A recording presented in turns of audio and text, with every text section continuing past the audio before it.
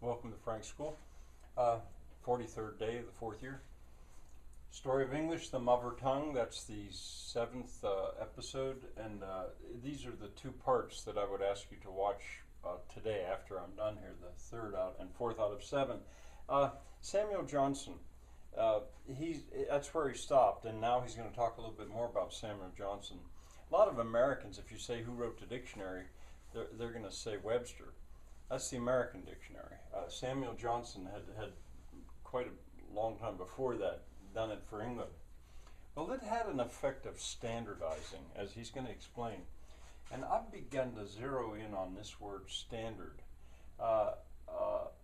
Another thing here, of course, he produced a dictionary, and now people began to feel that they should spell and pronounce according to the dictionary. This was in the time of the Victorians.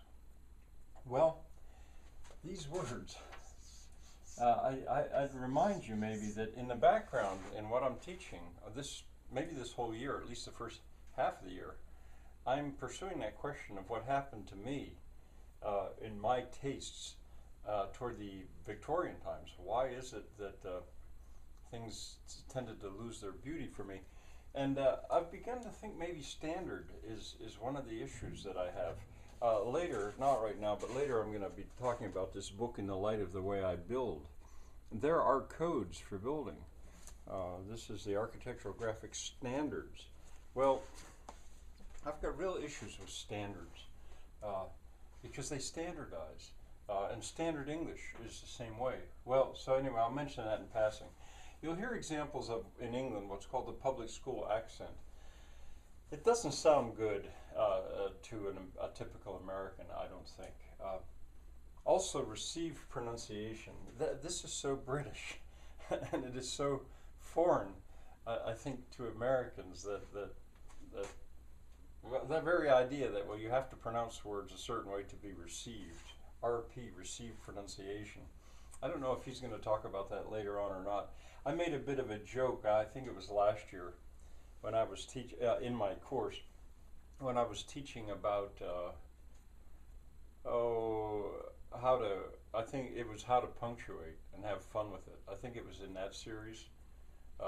And I came across a song by Spike Jones, the Hawaiian War Chant, I think it was. Yes, I think.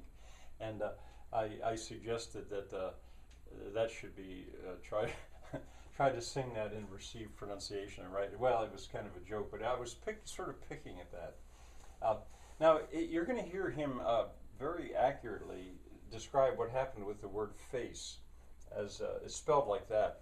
And I mean, the way I pronounce it, I would spell it like that, face, with this diphthong right there. But he's being more careful, and he's showing how things shifted, how that vowel shifted around. So often I think you need better equipment than simply a small computer and YouTube to be able to appreciate this, to see it, and also to hear it just right. Well, then he's going to go on to criminals. The criminals going to New South Wales in Australia. Australia was very largely settled by criminals. Now, here in the United States, part of the American idea is that the adventurers came to the United States, those looking for freedom and religion, and I'm sure that's more so than in Australia. But sometimes I also think, the ones that came to America were the ones that couldn't hack it in Europe. There was no place for them in Europe. If it had been really good for them in Europe, they would have stayed there. But anyway, that's beside the point. In Australia, very clearly, it was the lower class that settled there. And these, I don't know if there's one B or two, Hobart, probably just one. 2 cities that he mentions, and if you wanted to pick up on the geography and take students, say, school students, and say, well, let's see, where is he talking about? There's 2 cities mentioned. Again, there's nudity when it shows the Aborigines, so be warned. I mean, it's coming there. I think he talks about flash talk. This is foreign to me, and I don't have the guide that goes with this anymore. I used to have it. My mother had bought it for me years back when this came out. but I don't have it anymore. I don't know where it is. It might be saying trash talk I can't, I'm not certain I'm hearing that right, but I think it's flash talk. I could look it up. You'll hear the song Waltzin' Matilda, so much associated with Australia. And then finally, he's going to talk about Australia being a classless language, an egalitarian language. In other words, the way you speak doesn't reflect your social position, rich or poor, country or city. I think that's more true of America too, the United States, than it is in England. I'm sure it is.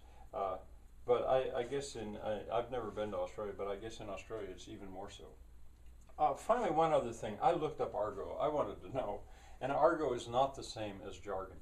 Argot is a purposely secret language that a group will have to distinguish themselves, or to hold themselves separate, or to hide what they're saying. An argot. Look that up.